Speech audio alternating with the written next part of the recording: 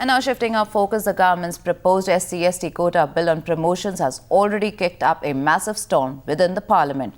But after days of continuous disruptions and unruly scenes in both the houses, Rajya Sabha will vote on the controversial job promotion quota bill today, backed by Mayawati's BSP, but vehemently opposed by the SP as well as the BJP.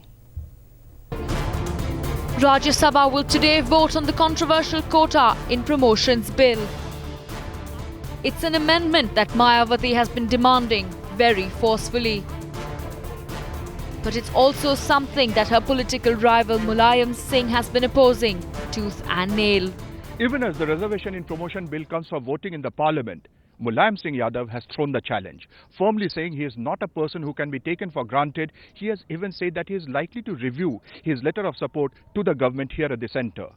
Known to be a man who holds his aces tight to his chest till the last possible moment, the UPA would be closely watching him and waiting for the final decision. In Uttar Pradesh, lakhs of government employees are opposing the quota bill.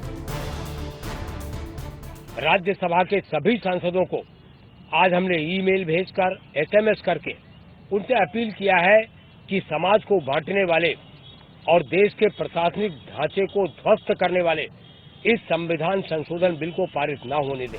In the meanwhile, the protests are growing against the bill that aims to create a quota for promotions in government jobs.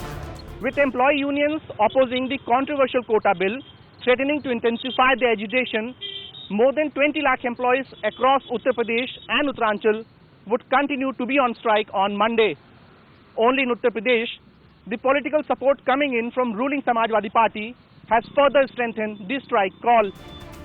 But today, all eyes will be on Parliament's upper house when the controversial bill will be put to vote, where both Mayawati and Mulayam are eager to prove their point.